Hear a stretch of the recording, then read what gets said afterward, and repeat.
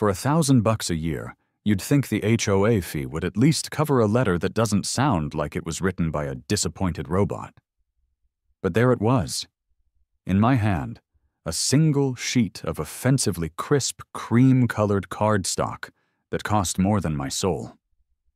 It felt heavy, weighted with the kind of passive-aggressive bureaucracy that can only be cultivated in the fertile soil of suburban America. I stood there on my brand-new porch, the smell of freshly cut grass and my own shattered dreams filling the air, and read the offending sentence for the 10th time. It had all started so innocently. 6 months ago, I, Leo Anderson, a graphic designer who spends most of his life convincing clients that papyrus is not a font choice but a cry for help, had finally done it. I bought a house. Not a condo, not an apartment where you can hear your neighbor's every existential sigh through the paper-thin walls, but a real, honest-to-God house in a neighborhood called Crestwood Meadows. It had a 2-car garage I would only ever put 1 car in, a spare bedroom destined to become a graveyard for abandoned hobbies, and a small, perfect rectangle of lawn out front. My own little patch of the American dream. The first thing I wanted to do was conquer that rectangle. My father was a gardener. He had these huge, calloused hands that could coax life out of the most stubborn patch of clay. He grew tomatoes that tasted like sunshine and roses that smelled like a romance novel. I didn't inherit his green thumb. My skills were more aligned with keeping a single succulent alive through sheer neglect, but I was determined to try. I wanted a little splash of life, a bit of chaotic color to offset the neighborhood's overwhelming dedication to shades of beige, taupe, and greige. So I went to the local garden center, a sprawling place called the Root Cellar that smelled of damp earth and fertilizer. I wandered the aisles, overwhelmed by Latin names and little plastic tags promising full sun or partial shade. I was a man on a mission fueled by the simple desire for cheerfulness. I settled on a riot of color, a dozen marigolds, their yellow heads so bright they were practically screaming, and a flat of petunias in a shade of pink so vibrant it would make a flamingo blush. They were cheap, they were easy, and they looked like happiness in a pot. I spent an entire Saturday on my hands and knees, digging in the dirt, sweat dripping down my face. I followed the instructions, gave them a good watering, and stood back, admiring my handiwork.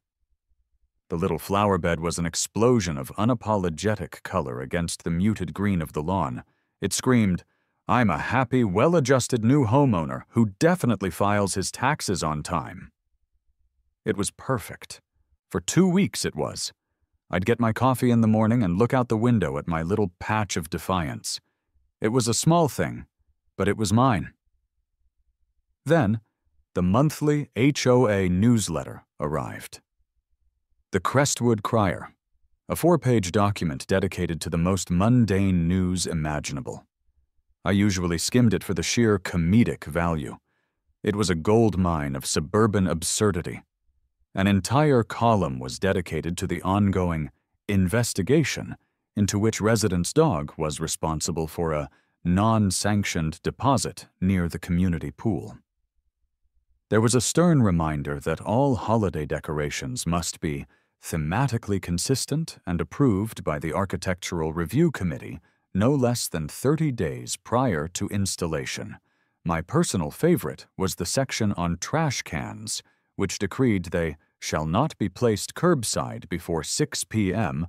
on the eve of collection, and must be retrieved and stored out of public view no later than 47 minutes post-pickup. 47 minutes. The specificity was terrifying. I laughed it off. It was just the cost of admission to a neighborhood where the lawns were all neatly edged. I was a rule follower mostly. My trash cans were invisible. My mailbox was the approved shade of obsidian gloom. I was a model citizen. What could possibly go wrong? That's when the letter arrived. It wasn't folded and stuffed in my mailbox like the crier. It was in a stiff envelope, placed carefully on my welcome mat. My name and address were printed in a severe, joyless font. And inside, the verdict: a $150 fine.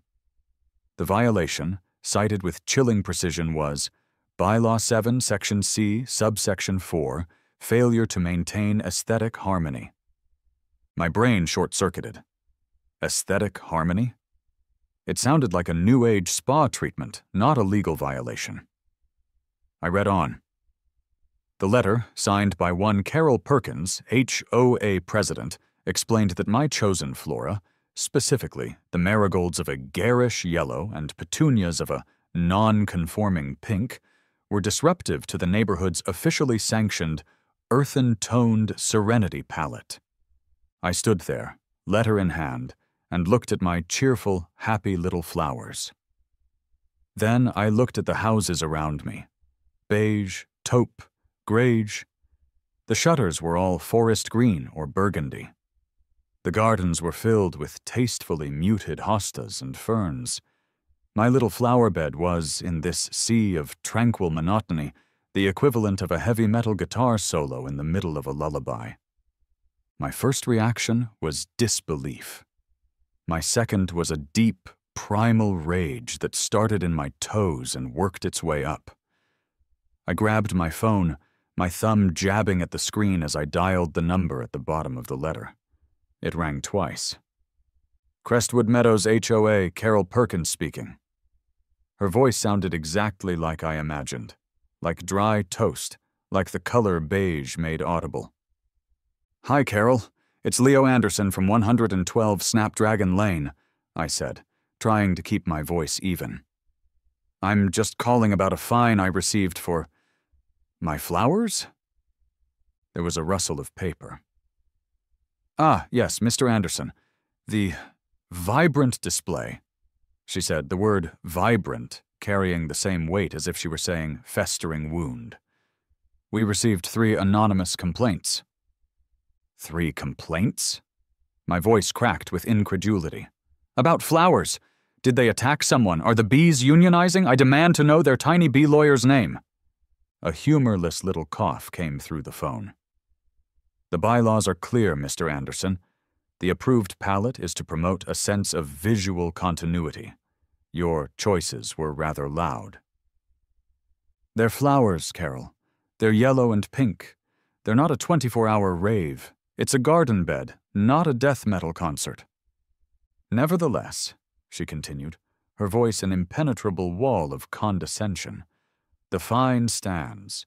You have 14 days to remit payment and remedy the situation.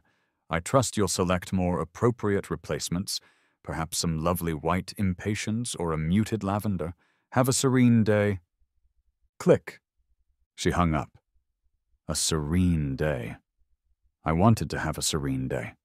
I wanted to sit on my porch and drink my coffee and look at my stupid, happy flowers. But Carol Perkins and her anonymous cabal of color-hating snitches had declared war. And if there's one thing a lifetime of dealing with pedantic clients has taught me, it's that when someone draws a line in the sand, you don't just step over it. You get a bulldozer, you dig a trench, and you fill it with something they will never, ever forget. She wanted me to remedy the situation. Oh, I was going to remedy the hell out of it. The phone felt hot against my ear, a conduit for the pure, unadulterated rage that was now bubbling in my chest like a witch's cauldron.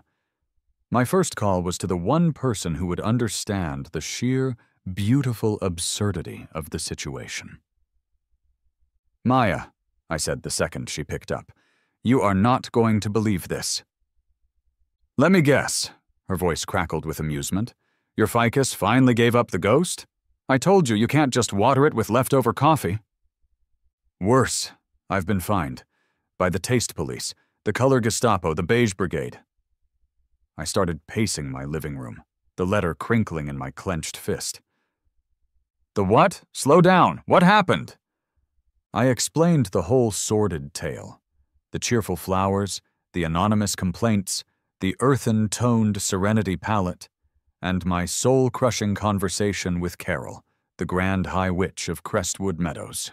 There was a moment of silence on the other end of the line, and then a sound that started as a snort and escalated into a full-blown, wheezing laugh. "Oh my God, Leo! That's the most ridiculously suburban thing I have ever heard. A fine for happy flowers. What are you going to do?"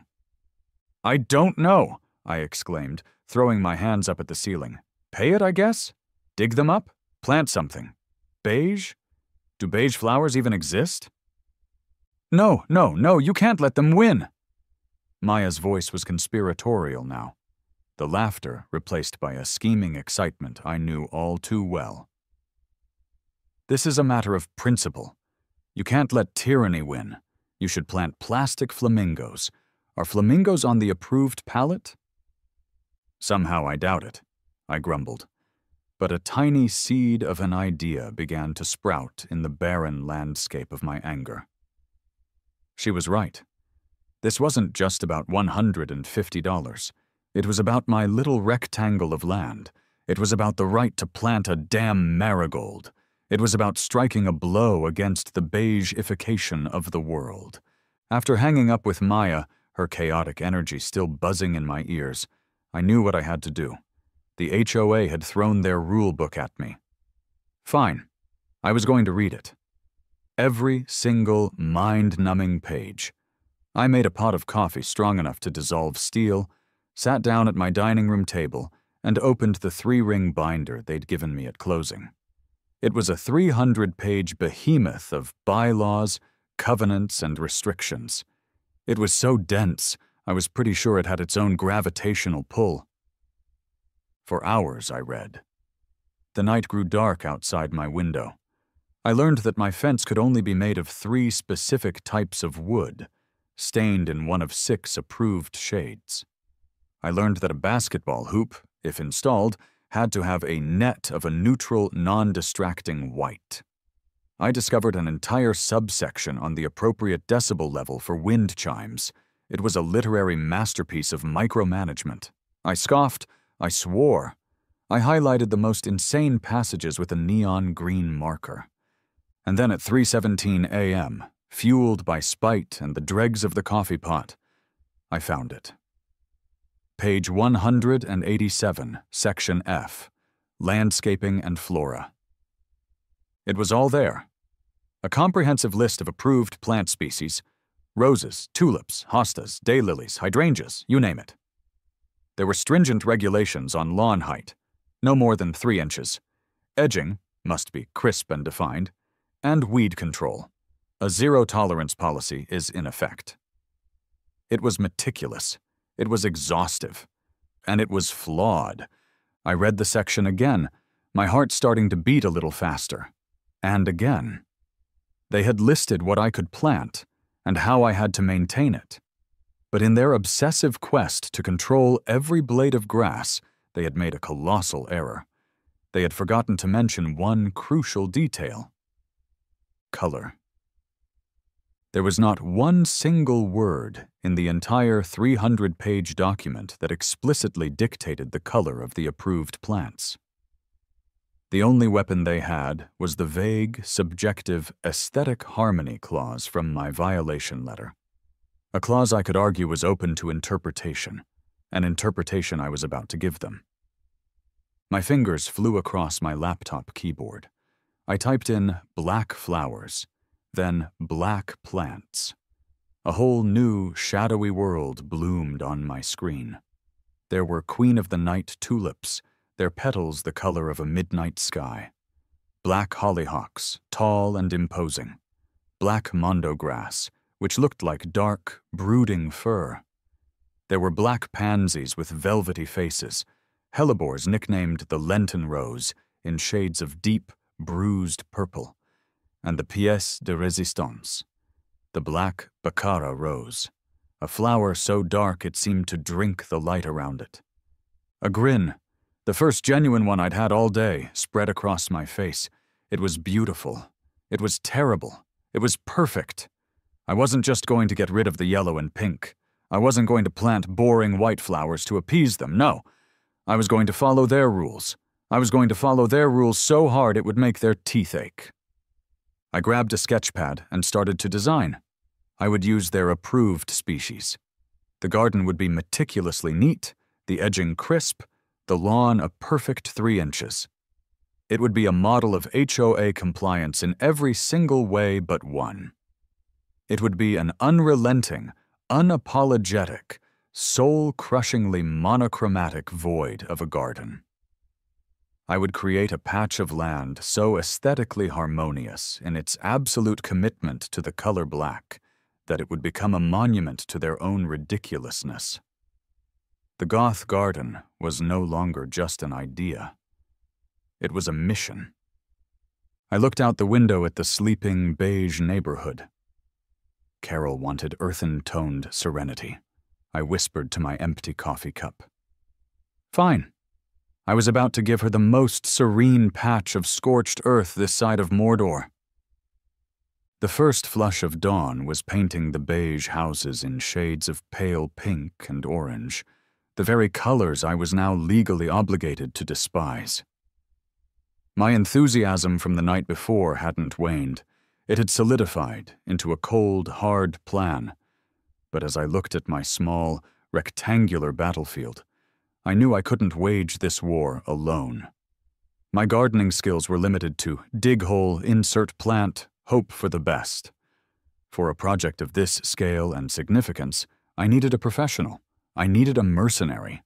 My first call was to a large, glossy company called Evergreen Dreams Landscaping. A chipper voice answered on the second ring. Hi, I began. I'm looking to have my front garden bed completely redone. Wonderful, she chirped. What kind of vision did you have in mind? A rustic cottage look? A vibrant pollinator garden? I'm thinking more along the lines of stylish despair, I said. The theme is monochromatic, specifically black, all black. Flowers, foliage, everything. There was a pause. Black? She repeated, as if it were a word she'd never heard before. You mean, like dark purple? No, I clarified. I mean black, like a hole in the universe, like a rock star's t-shirt, like pure, unadulterated night. I see. I'm sorry, sir, but our design philosophy is centered on color harmony. I don't think we're the right fit. Click. The second call, to Precision Lawns and Gardens, went similarly. The guy on the other end, a gruff man named Dave, listened to my pitch and then simply said, "Is this a prank call?" before hanging up. The third company actually sent a young, eager kid named Chad out to my house. He had a clipboard and a polo shirt with a little embroidered leaf on it. So, the all-black concept, Chad said, tapping his pen on his clipboard. It's bold. I like it. Very minimalist. But you've got to have a pop of color, you know? To draw the eye. What if we did, like, one single bright red rose right in the middle? It would be super dramatic. I stared at him. Chad, the entire point of the project is the complete and utter absence of a pop of color. He looked crestfallen. Oh, well, I'm not sure my supervisor would sign off on a project that's intentionally depressing. I was losing hope. Maybe this was a one-man job after all.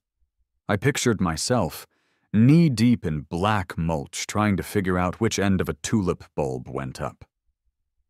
Dejected, I did one last search for landscapers near me and scrolled past the big names to the very last page of the results.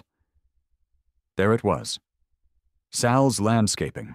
No job too weird. The phone number looked like it was for a landline. This was either a great sign or a terrible one. I called. A gravelly voice answered with a simple, "Yeah?" Hi, is this Sal's Landscaping?" "Last I checked," the voice grumbled. "What do you need?" I took a deep breath and launched into my now well-rehearsed pitch, ending with, "And so the entire garden needs to be black." There was a long silence on the other end. I braced for the hang-up. Instead, the voice said, Where you live? I gave him my address. I'll be there in 20. Got to see this for myself. 20 minutes later, a beat-up, rust-colored Ford F-150 that looked like it had personally survived the Cretaceous period rumbled to a stop at my curb. A man who could only be Sal swung himself out of the driver's seat. He was in his late 60s, with a thick mane of silver hair, a formidable mustache, and hands the size of dinner plates. He wore a faded flannel shirt and work boots that had seen better decades. He walked up to my little flower bed, sized it up with a critical eye, and then turned to me. I was standing on my porch, holding my sketchbook of doom. "So, let me get this straight," he said, his voice even gravelier in person. He pointed a thick finger at my drawing. "You want me to rip out these perfectly good, if a little loud, flowers, and replace them with nothing but black ones? You want your yard to look like a vampire's funeral?" "The theme is suburban ennui," I said deadpan. "Think stylish despair."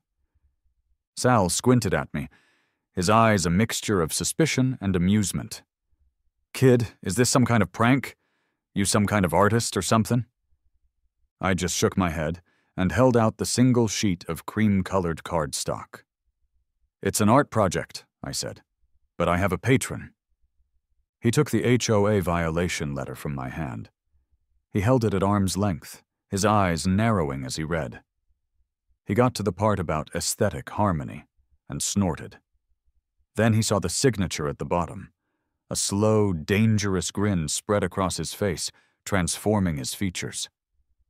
"Carol Perkins," he said, the name sounding like a curse. "That witch is still running the show, huh? Son of a gun." He looked from the letter to me, a newfound respect dawning in his eyes. "She tried to find me once.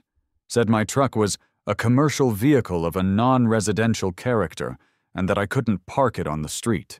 I told her to go pound sand. Had my lawyer send her a letter." He slapped the fine against my sketchbook. "Kid, you've got yourself a landscaper. Malicious compliance? You speak my language. We're gonna make her regret the day she learned to write." Sal, it turned out, was less of a contractor and more of a co-conspirator. He was all in. We spent the next week in what felt like a secret operations command center, except it was my dining room table covered in nursery catalogs and soil acidity charts. Sal knew his stuff. He knew which black plants would thrive in the morning sun and which needed more shade. He knew where to order the rarest varieties online, from specialty growers in Oregon and Pennsylvania. We made lists. We drew diagrams. We planned the garden with the precision of a bank heist. "Okay," he'd say, stabbing a finger at my sketch. "We'll put the black hollyhocks in the back for height. They're dramatic, intimidating. Then we'll do a thick border of the black mondo grass up front. It'll look like a creepy, hairy welcome mat. The black baccara roses go right in the middle, where the sun hits. They're the crown jewel of this whole miserable operation." The day the first shipment of black mulch arrived, it felt like a declaration of war. A huge truck dumped a 5-cubic-yard mountain of dyed black wood chips onto my driveway. It was so dark it seemed to absorb the sunlight. Carol was, of course, peering through her blinds from across the street. The day after, we began the demolition. I'd expected it to feel vindictive, but ripping out the cheerful pink and yellow flowers just felt necessary. They were casualties of a larger conflict. Sal worked the shovel with an expert's efficiency, piling the condemned flowers into a wheelbarrow. As he carted the last load away, he paused, looked directly at Carol's window, and gave her a grand, theatrical wave with his dirt-covered glove. I saw her curtains twitch in response. The battlefield was cleared. My front yard was now a blank, dark canvas of pristine soil and black landscape fabric, waiting for the masterpiece of misery we were about to create. Planting day dawned gray and overcast, as if the heavens themselves had decided to get on board with our theme. Sal arrived early, his truck bed laden with dozens of pots and flats containing our dark army. What had been abstract names in a catalog were now real, tangible things, and they were even more glorious and gloomy than I had imagined. I'd never thought of gardening as an act of rebellion, but as I knelt in the dirt, carefully teasing the roots of a black pansy from its plastic container, it felt exactly like that. Each plant was a protest vote. The pansies had velvety, deep purple faces that were almost black, with tiny yellow eyes that seemed to stare into your soul. We planted them in a dense, menacing cluster near the walkway. "They look like they're judging you, don't they?" Sal commented, as he placed a row of hellebores behind them. "Judging you for your colorful, meaningless life." I described each plant to myself with a kind of Gothic reverence. The black mondo grass wasn't just grass, it was the unkempt hair of the earth itself. The black hollyhocks, which would eventually grow into towering spires, were like sentinels guarding a forgotten tomb. And the black baccara roses, which we placed in the very center, were the heart of the whole operation. Their petals weren't painted black. They were imbued with a deep, velvety burgundy so dark that in the shade they appeared as voids in space. They were breathtakingly beautiful and deeply unsettling all at once. We worked for hours, a silent, efficient team, transforming the patch of earth into a masterpiece of monochrome malice. It didn't take long for the neighborhood to notice. Our project, conducted in plain sight, became the new local curiosity. The reactions were a perfect cross-section of suburban life. My next-door neighbor, a man named Gerald, who ironed his polo shirts and seemed to be in a perpetual state of mild concern, wandered over to his property line. "Bit morbid, isn't it, Leo?" he asked, peering at the expanse of black mulch. "Not very welcoming. The welcome mat is the first thing people see, you know." I just smiled and said, "It's a work in progress, Gerald." Then there was Mrs. Gable, an elderly widow who lived across the street and mostly kept to herself. As I was watering the new arrivals, I saw her watching from her porch. She caught my eye, and a slow, conspiratorial smile spread across her wrinkled face. She gave me a very deliberate thumbs up before disappearing back inside. I had an ally. The best reaction came from a group of teenagers who were cutting through the neighborhood on their skateboards. They skidded to a halt in front of my house. "Whoa," one of them breathed, a kid with floppy green hair. "Dude, your house is goth now." "That is sick," another one added. "Can we get a picture for Instagram?" They posed in front of the nascent garden, throwing up peace signs. I had officially become the cool, weird house on the block. Of course, the most frequent visitor was Carol Perkins herself. She couldn't stay away. She'd patrol the sidewalk at least twice a day, a clipboard clutched in her hand like a holy relic. She'd stop, scrutinize, and take notes. I could see the gears turning in her head, searching for a violation. Any violation. The first time she came by, Sal and I were putting the finishing touches on the edging. "Good morning, Carol," I chirped, with a cheerfulness I knew would infuriate her. She just glared at me. "The bylaws state that all landscaping must be completed in a timely manner," she sniffed. "This seems to be taking quite some time." "Perfection can't be rushed, Carol," Sal grunted from his knees, not even looking up. "It's art." She measured the height of my lawn with a little ruler she produced from her pocket. It was exactly 2.75 inches. She inspected my edging. It was crisp and defined. She took photos of the plant tags we'd left visible, cross-referencing them with a copy of the approved species list on her clipboard. She couldn't find a single thing wrong. The sheer, unadulterated legality of it all was driving her insane. And it was glorious. I decided to double down. if the garden was going to be a statement, it needed accessories. That weekend, I went to a home improvement store and bought a simple, elegant bird bath. I spent an afternoon spray painting it a tasteful shade of charcoal gray. Next, I found 3 classic garden gnomes online. You know the type. Little cheerful guys with red hats and fishing poles. When they arrived, I gave them a makeover. Using several coats of matte black spray paint, I transformed them into sinister, shadowy figures. One I placed peeking out from behind a hollyhock, another near the pansies, and the third right by the curb, his little black fishing pole dangling over the edge of the grass.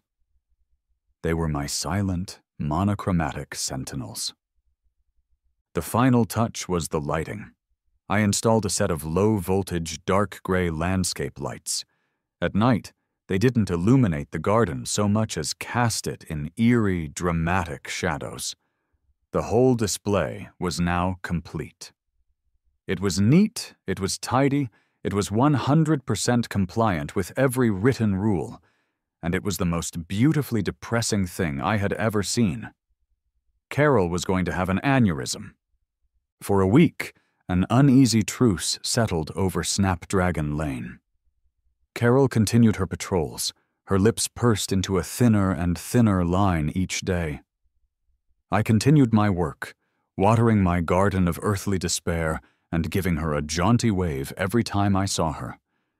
I knew it couldn't last. She was a predator circling her prey, waiting for a moment of weakness. But I had followed the rules. What could she possibly do? The answer, it turned out, was to lose her mind completely. It happened on a Tuesday afternoon. I was in my home office, deep in a project, when I saw the flashing lights through my window. Red and blue, pulsing silently against the beige houses across the street. My heart did a little lurch. A police car was pulling up to my curb, then another. 2 cruisers, for our quiet little slice of suburbia.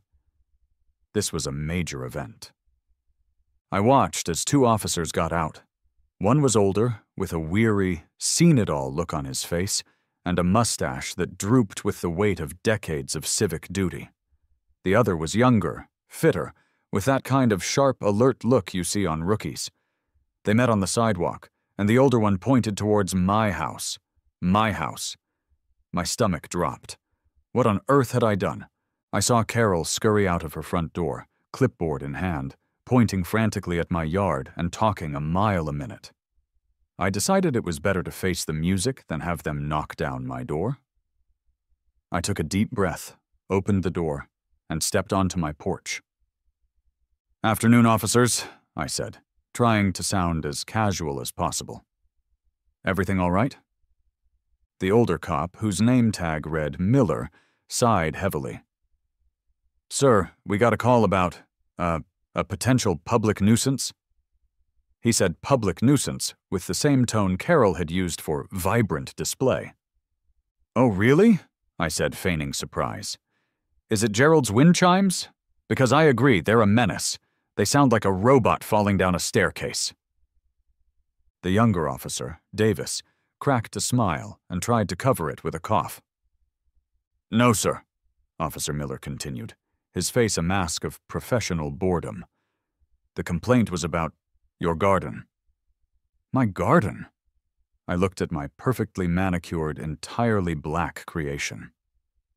"Is it too neat? I can mess it up a bit if you want. Maybe throw some leaves around." Carol, seeing her audience was being engaged, marched across her lawn and onto the sidewalk. "It's a cult, officer," she declared, her voice shrill.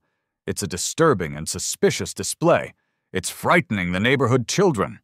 Right on cue, the green-haired skateboarder from the other day rolled by. "Sick garden, Mr. A!" he yelled, giving me a thumbs up. Officer Miller ignored him and walked slowly towards the garden, Davis following behind. They stood there for a long moment, just looking. I could see a whole range of emotions flicker across their faces: confusion, curiosity, and finally a deep, bone-weary understanding of what this call was really about. "So," Miller finally said, turning to me. It's all black. It's a color scheme, I explained calmly. Very minimalist. It's on the approved plant list from the Homeowners Association. Davis pulled out his phone. No way, he muttered, holding it up. Dude, this is like something out of a Tim Burton movie. Can I get a picture? My wife would love this. Miller shot him a glare that could peel paint. He then turned his full, exhausted attention to Carol, who was practically vibrating with self-righteous indignation. Ma'am, he said, his voice dangerously patient. What exactly is the emergency here? It's blight. It's destroying our property values. It's not in keeping with our community standards, she sputtered. Is he breaking any laws? Miller asked, his eyes locking onto hers. Well, no, not technically, but he's violating the spirit of the bylaws. Miller sighed again, a sound that contained the existential pain of every pointless dispatch call he'd ever answered. Ma'am, he called across the lawn, his voice now loud enough for the whole neighborhood to hear. There is no violation here. This is a man's yard. As far as the law is concerned, he can plant rainbow-colored, polka-dotted flowers if he wants to. This is a civil matter for your little club. He gestured vaguely at her clipboard. Please don't call 911 for horticultural disagreements again. We have actual work to do. He tipped his hat to me. Have a good day, sir. Nice gnomes. Davis gave me a quick grin and a nod as they walked back to their cruisers.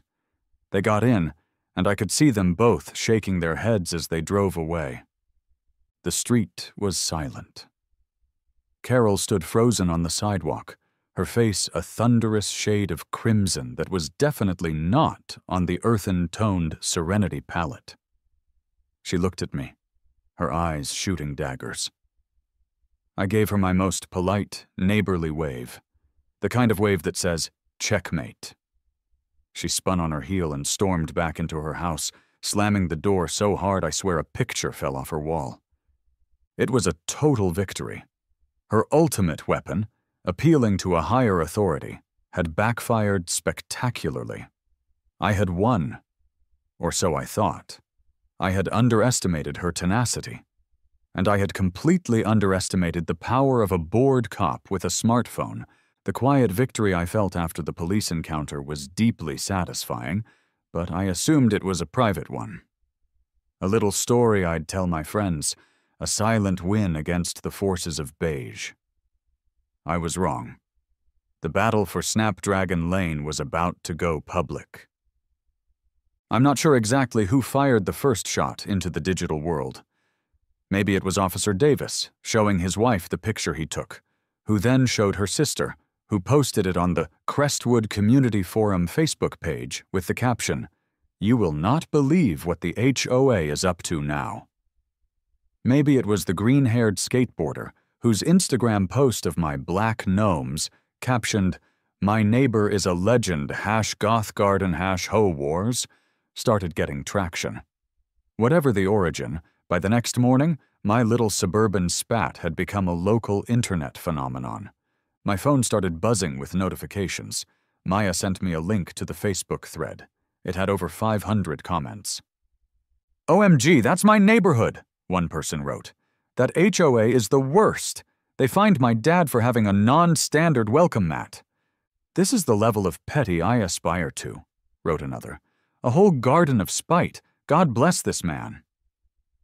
Someone had found my name and address, which was slightly terrifying, but the sentiment was overwhelmingly on my side. I was being hailed as a hero, a champion of the common man against petty tyranny. The Goth Garden, as the internet had officially christened it, was a symbol. By noon, it had escaped the confines of Facebook.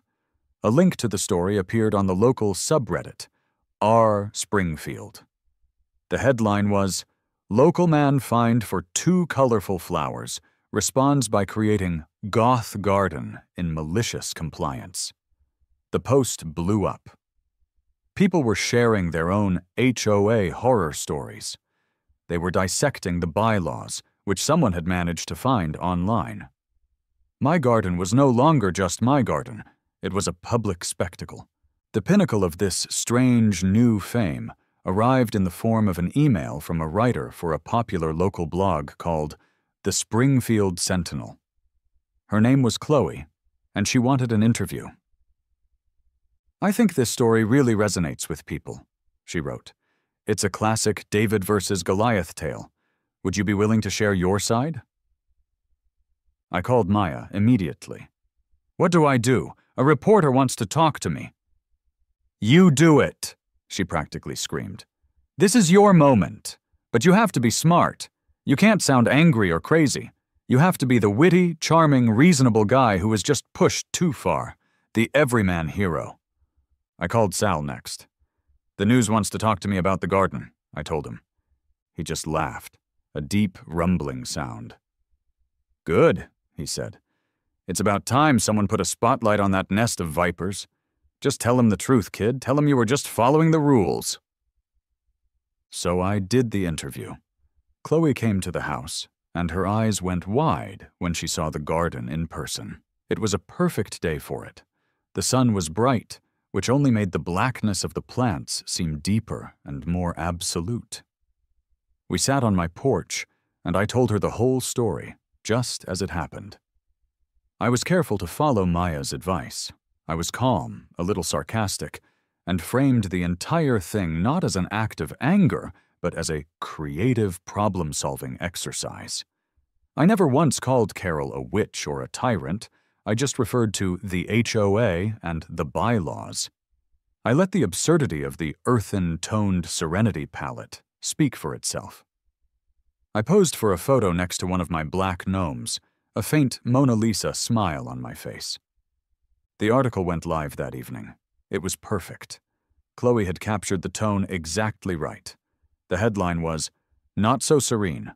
One man's Goth garden blooms in defiance of strict HOA."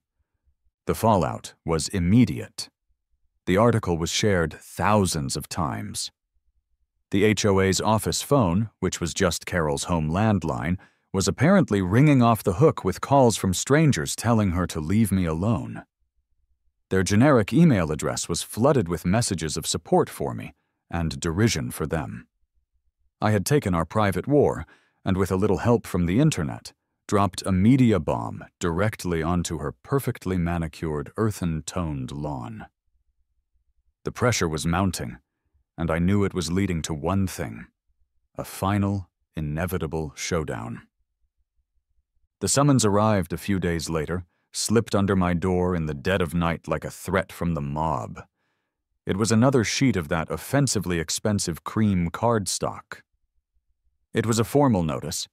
I was requested to appear at an emergency executive meeting of the Crestwood Meadows HOA Board of Directors to discuss the ongoing situation at 112 Snapdragon Lane and its impact on the community. This was it, the final boss battle. My War Council, consisting of Maya and Sal, assembled in my living room that evening. "Okay, this is their move," Maya said, pacing back and forth.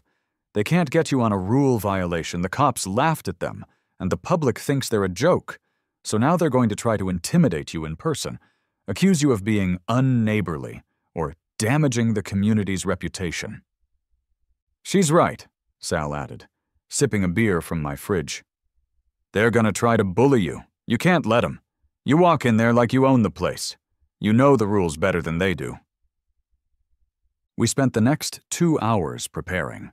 It felt like cramming for a final exam.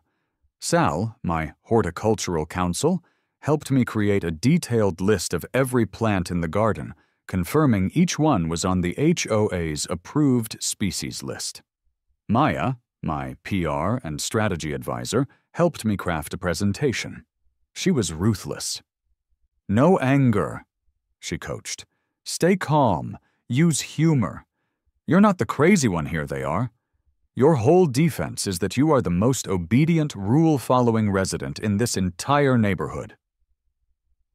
The meeting was held in the Crestwood Meadows Community Center, a sterile, soulless building with fluorescent lighting and beige walls that smelled faintly of disinfectant and disappointment. When I walked in, the 4 board members were already seated at a long folding table, like a panel of judges at a kangaroo court. Carol was in the center, her face set like granite. To her right sat a nervous-looking man who resembled a startled accountant, and a woman with an iron-gray helmet of hair. To her left was a man who I recognized as Gerald's older, even more self-important brother. This was the Star Chamber. "Mr. Anderson," Carol began, dispensing with any pleasantries, "thank you for coming. We have convened this meeting to address the spectacle you have created." The woman with the helmet hair chimed in. "We've been inundated with calls. The media attention you've courted is deeply inappropriate and damaging to the reputation of our community." I let them talk. They accused me of maliciousness, of subverting the spirit of the community, of turning their peaceful neighborhood into a sideshow. I just sat there, listening patiently, my laptop bag resting at my feet. When they finally ran out of steam, Carol looked at me expectantly. "Well, what do you have to say for yourself?" I stood up, took my laptop out of my bag, and connected it to the small projector they had set up. "Actually," I said, my voice calm and clear, "I've prepared a short presentation." A flicker of confusion crossed their faces. This was not on their script. I clicked the first slide. A title appeared on the wall behind them in a clean, elegant font. It read, "Aesthetic Harmony, A Journey into Darkness, a Case Study in Bylaw Compliance." I heard the accountant man let out a small gasp. I walked them through it, slide by slide. Slide 2, a side-by-side comparison. On the left, a photo of the original violation, my cheerful pink and yellow flowers. On the right, a photo of the Goth garden in all its gloomy, immaculate glory. "As you can see," I narrated, "the offending garish colors have been completely remedied." Slide 3. A screenshot of Bylaw 7, Section C, Subsection 4, with the words "Aesthetic Harmony" highlighted. A term, I noted, that the bylaws conveniently fail to define, leaving it open to subjective interpretation. Slide 4. A detailed list of every plant in my garden, each one cross-referenced with the approved species list from their own rulebook, page 187. Slide 5. A series of photos showing my lawn at a perfect 2.75 inches, my crisp and defined edging, and my matte black gnomes, whom I introduced as Blinky, Pinky, and Clyde. Then came the finale. The next few slides were screenshots of the news article, the viral Reddit thread, and a curated selection of the most brutal and hilarious online comments mocking the HOA. "This," I said, gesturing to the screen, "is the impact on the community you were talking about. But I didn't cause this. Your vague and selectively enforced rules did." I turned off the projector and faced them directly. My voice was quiet, but it filled the room. For 2 weeks I had a garden that made me happy. It broke no written rules, but it offended someone's personal taste, so I was fined. I was told to remedy the situation. So I did. I read your 300-page rulebook. I followed every single line, every single subsection to the absolute letter. I am the most compliant resident in Crestwood Meadows. My lawn is immaculate. My plants are on the approved list. My gnomes are stationary and non-threatening. The only rule I broke was your unwritten one, the rule against individuality, the rule against a splash of color you didn't personally approve of. I leaned forward slightly, looking right at Carol. "And for that, you have made this entire neighborhood a laughingstock. You've harassed a resident, you've wasted police resources, and you've brought a storm of negative press down on all of us. So the question for the board isn't about my garden anymore. The question is, what's more important? The actual written bylaws that we all agreed to, Or Carol's personal feelings about the color pink? The silence in the room was deafening. The accountant man was staring at his notes, refusing to look up. The woman with the helmet hair was looking at Carol, a new, critical expression on her face. They weren't looking at me as the problem anymore. They were looking at her. The tide, right there in that beige, sterile room, had finally and decisively turned. The aftermath of the emergency meeting was not a loud explosion, but a quiet, seismic shift. There was no formal apology. I didn't expect one. But 2 days later, a plain white envelope appeared in my mailbox. Inside was a check from the Crestwood Meadows HOA for $150, a refund for the original fine. Tucked alongside it was a notice announcing the formation of a bylaw clarity committee, tasked with reviewing and clarifying vague language in the rulebook, starting with Section 7. Carol Perkins, it noted, had graciously volunteered to step down from the presidency to allow for new leadership to guide the committee. It was a bureaucratic surrender, a white flag written on cream cardstock. Life in the neighborhood settled into a new, more relaxed normal. The invisible wall of tension had dissolved. Gerald, my next-door neighbor, stopped making comments about my garden and started giving me terse but not unfriendly nods when we passed. Other neighbors, who had previously been anonymous faces in passing cars, would now wave or stop to tell me they loved what I'd done. Mrs. Gable from across the street left a plate of still warm chocolate chip cookies on my doorstep with a note that simply said, "Well done." The Goth garden had become less a symbol of defiance and more a beloved local landmark, a quirky footnote in the neighborhood's history. A week later, Sal came by with a 6-pack of beer. We sat on my porch chairs, the evening sun casting long shadows across the lawn, making the black plants look even darker. We didn't say much at first, just sat there, listening to the cicadas start their nightly chorus. "Heard the Queen abdicated her throne," Sal said finally, taking a long drink from his bottle. "Something like that," I replied with a smile. "They're forming a committee. The most terrifying words in the English language." Sal chuckled, a deep, rumbling sound. "You know, for a garden born of pure, unadulterated spite," he said, gesturing with his beer toward our creation, "it's actually pretty beautiful." He was right. In the soft evening light, the garden had a strange, quiet dignity. The different textures of the leaves, the deep, velvety sheen of the rose petals, the spiky silhouette of the mondo grass, it all worked together. It wasn't the cheerful, chaotic garden I had first wanted, but it was something more. It was a story. It was mine. As we sat there, a tiny, brilliant flash of movement caught my eye.